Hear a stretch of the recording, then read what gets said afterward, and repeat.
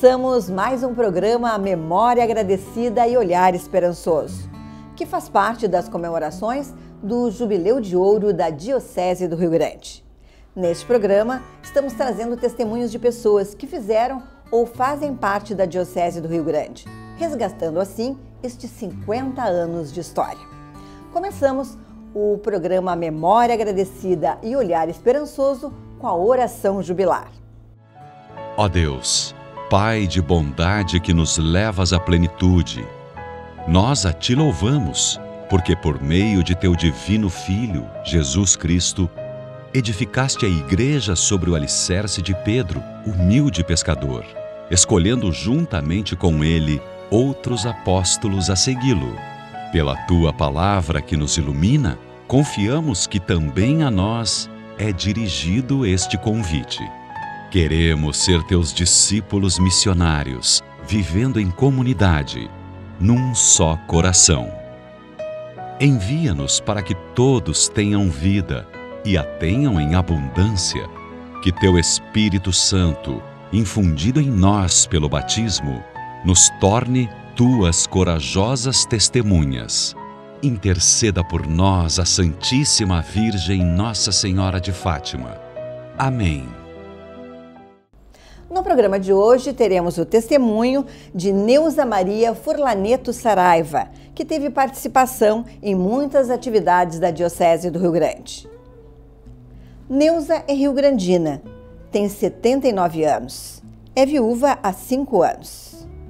Filha do primeiro diácono da Diocese do Rio Grande, Ricardo Amaro Furlaneto. Trabalhou mais de 30 anos junto com seu esposo no Cursilho.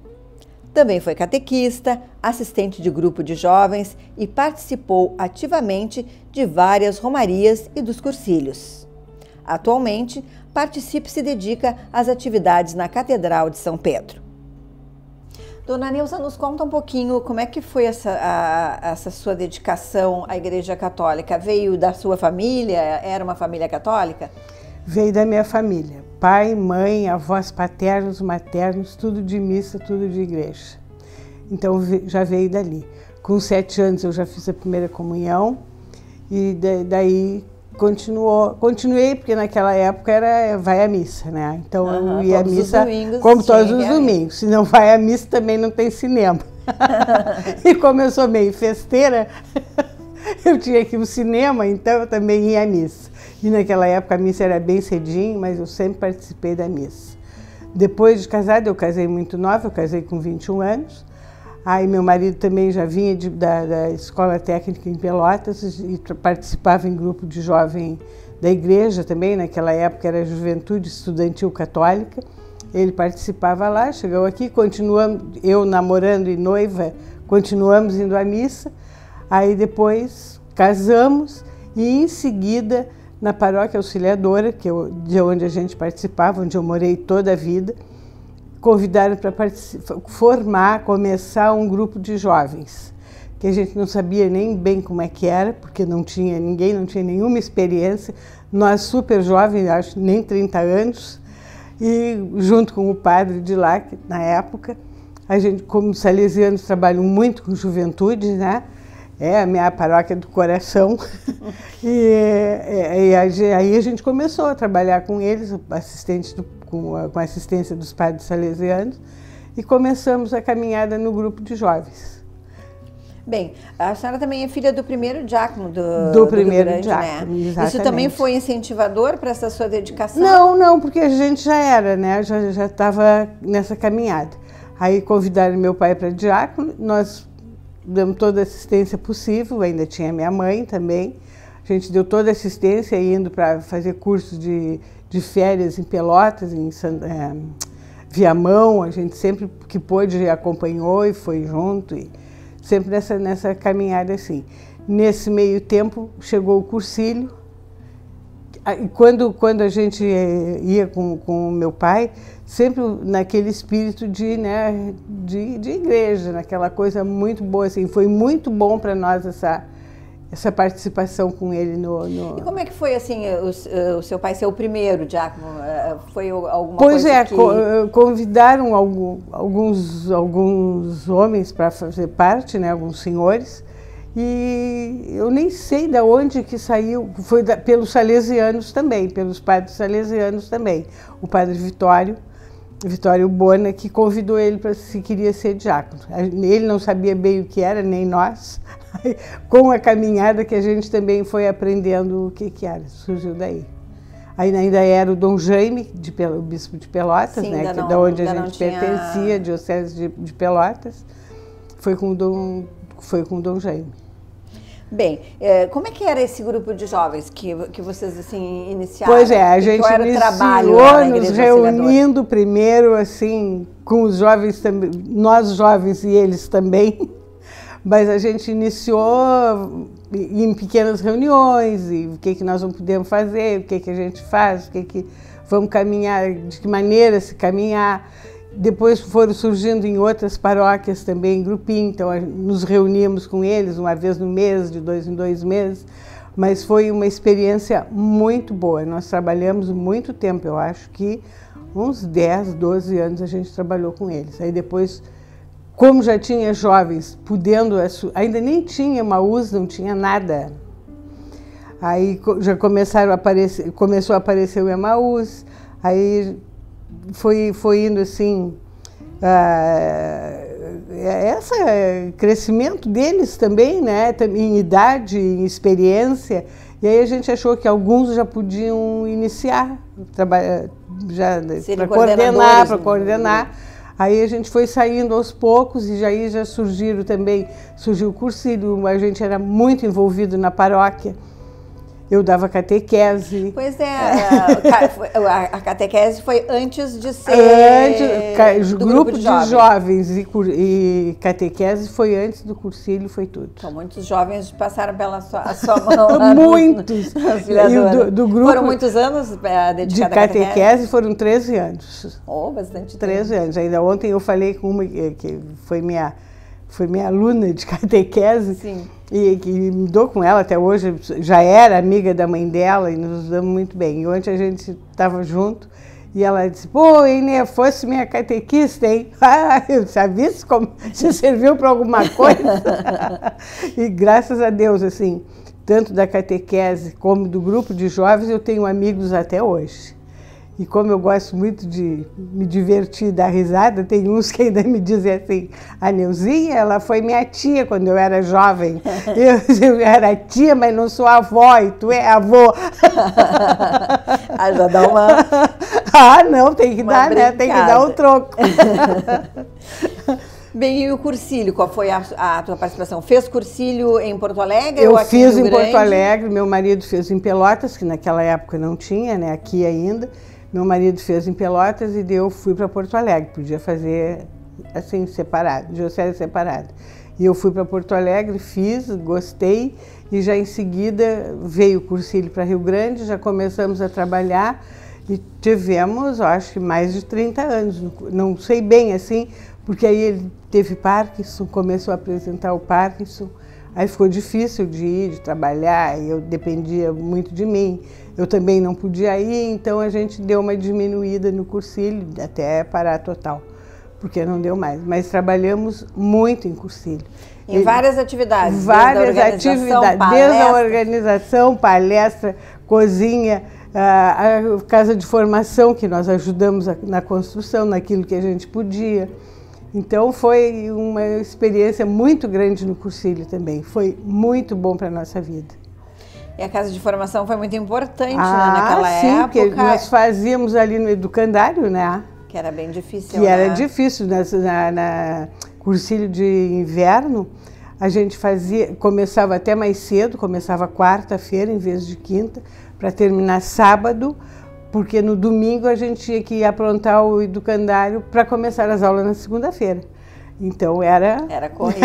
Mas como a gente tinha 30 anos, 40, foi bem legal, foi bem legal. A gente fazia com a maior boa vontade e disponibilidade, gente bem mais velha do que nós, inclusive meu pai nos primeiros cursilhos, que ainda podia também, ajudava a montar e a desmontar, junto com o seu papaléu, sobe escada, desce escada, leva colchão, era muito bom, foi uma experiência muito boa. Era um momento bem incentivador em Rio Grande, né? Bem incentivador, o pessoal todo muito animado, não tinha dificuldade para ninguém, era bem bom.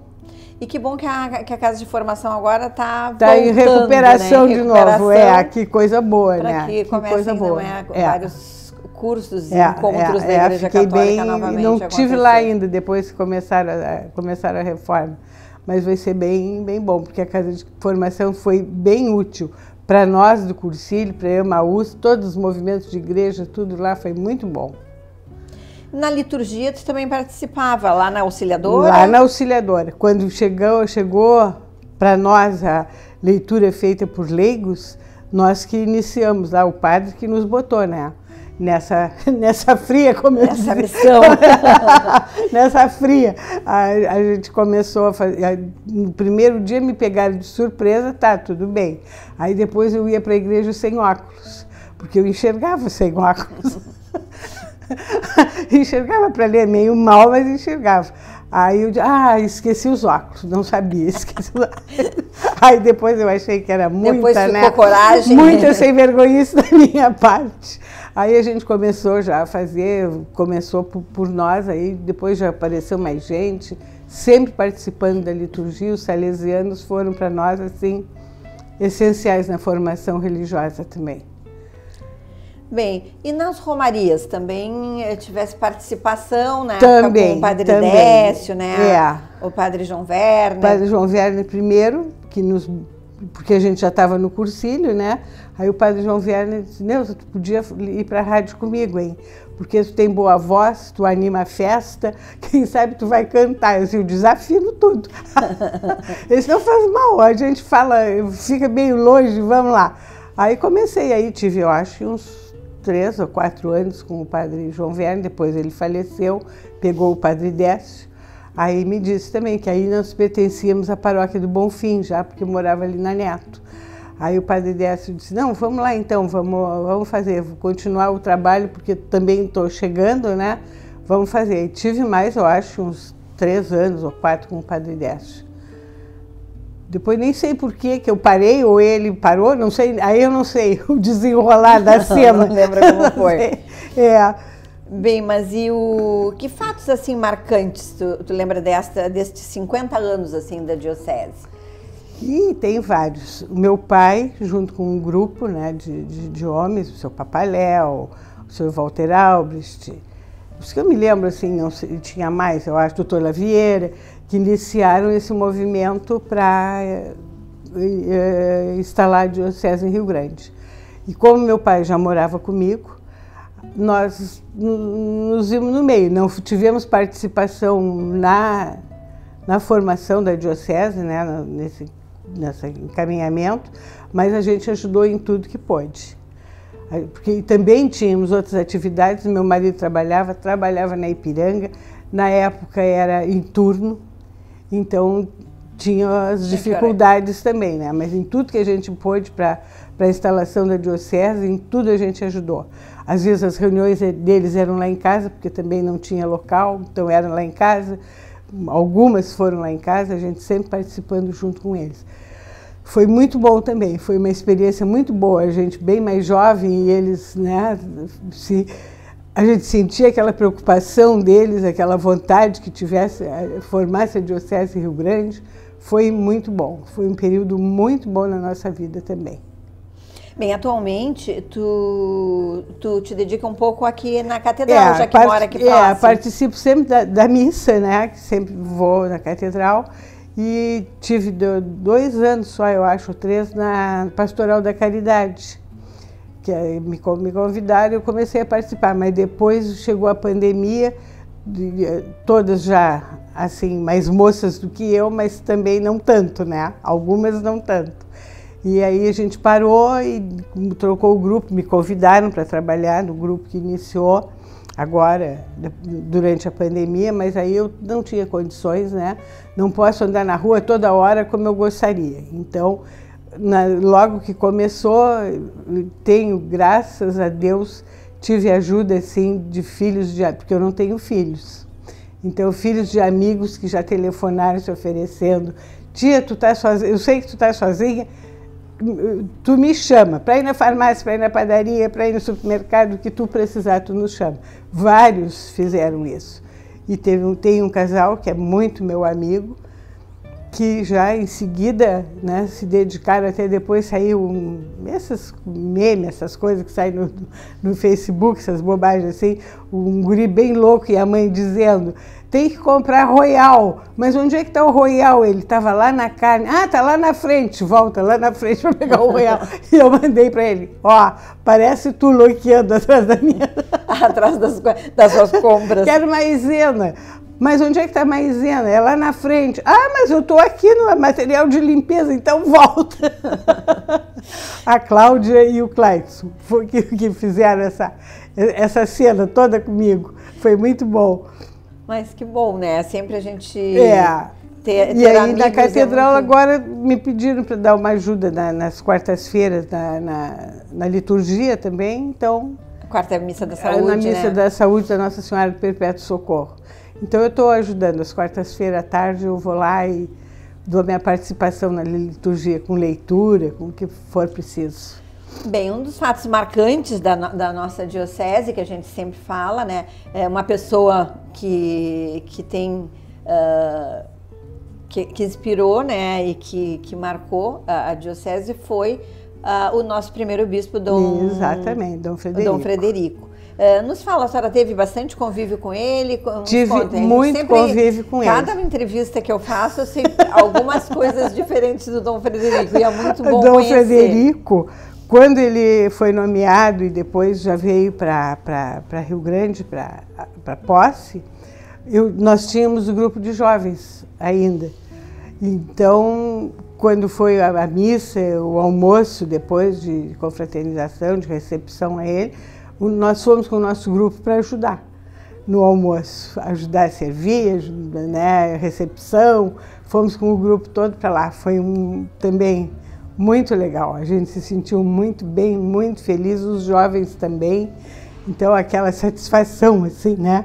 Primeiro bispo, vamos servir, vamos ajudar, foi muito legal, foi muito bom. E o Dom Frederico, depois o meu pai foi trabalhar com ele no bispado, porque até aí meu pai era da Rengens primeiro, aí a Rengens já tinha fechado, ele foi para Coab na época. Aí já estava querendo sair, aí o Dom Frederico falou, Neto, vem me ajudar aqui você é diácono, vem me ajudar aqui no bispado para a gente iniciar essa caminhada. Aí meu pai foi para o bispado, teve um longo, não sei quanto tempo, assim, porque eu não sou muito boa de data, mas teve um tempo bem grande, assim, com ele, trabalhando no bispado, e aí o Dom Frederico virou de casa, né, como em todas as casas que ele ia, ele era a pessoa da casa. Chegava lá em casa assim, Neuza, descasca aqui essa bergamota. Como, Dom Frederico, um homem desse tamanho não sabe descascar uma bergamota? E ele disse, sei, mas ela deixa cheiro na mão. Eu sei, na minha não fica cheiro. Mas você é dona de casa e eu não, agora vou para a rua fazer outras coisas. Chegava no aniversário dele, um dia ele almoçou lá em casa, estava recém começando aquela gelatina coloridinha, né? E eu tinha aquela gelatina colorida com creme de leite, não sei o quê. E, que bonito esse doce, que bonito, que nome tem esse doce? Lá sabia, eu nem tinha nome, né? Eu sou do Frederico, eu nem sei, mas eu acho que é sobremesa contente. Chegava no aniversário dele em dezembro, ele já mandava recado para o meu pai. Avisa a Neuza que está chegando o meu aniversário, se ela quiser me mandar a sobremesa contente, ela pode me mandar. De noite ligava lá para casa, quando a gente via 10 horas, por aí tocava o telefone. O pai, o meu marido já dizia, Dom Frederico. Chegava o telefone, pronto. Sou eu. Estava sozinho aqui, não tinha nada que fazer, resolvi ligar. Para nada, só para ligar, para dizer boa noite, estou sozinho. Vou conversar um pouco. Ou então, quando era eu, o que você estava fazendo? Eu sou do Frederico, eu não estava fazendo nada, estava vendo novela. Que barbaridade! Então uma dona de casa fica vendo novela até essa hora da noite, não tinha outra coisa mais útil para fazer. Quem conhecia o Dom Frederico assim, só na igreja, que não tinha um pouco de intimidade, não imagina ele fazendo essas brincadeiras. Fazendo essas brincadeiras. Lá em casa, um dia ele me disse assim, Neuza, me convidou para uma reunião, eu, meu marido, uma reunião que era para planejamento, não sei de que. Ah, tá tudo bem, né, Frederico? Lá fomos nós para a tal da reunião. Chegamos lá, era um pessoal de Porto Alegre, que planejamento da diocese. A gente ficou naquela reunião, participou o que pôde e tal. Aí ficou combinado para o dia seguinte, então seria o planejamento propriamente. Aí terminou a reunião, eu disse, Frederico, eu não vou amanhã de manhã em reunião de planejamento, coisa nenhuma. Como que você não vai?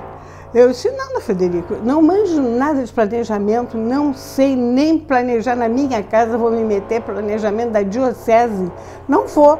Mas quem é que disse que eu estou convidando você para o planejamento da diocese? Eu disse, o senhor não está me convidando para a reunião? Não, eu estou lhe convidando para ir para nos divertir, você é tão engraçada. Você diz umas coisas tão engraçadas, tão divertidas, vai para isso. Eu disse, bom, então tá, se é para isso, já que eu sou bobo da corte, eu vou lá fazer isso para o senhor. Bem, mas depois do Dom Frederico, a gente teve o Dom José Mário, a senhora trabalhou também com ele. E agora temos o Dom Ricardo. Dom Ricardo. Com o Dom José Mário, a gente teve um convívio grande também, porque trabalhamos muito em Cursílio com ele. Meu pai ainda estava na diocese, né, trabalhando aqui na diocese, então a gente teve um convívio também muito grande, muito forte e muito bom com o Dom José Mário. Dom José Mário, eu fico até meio assim emocionada, porque ele foi muito importante na nossa vida. Foi muito bom, foi muito importante, até hoje, assim. Eu tenho um carinho grande por ele e ele por nós também, que eu sei que ele tem.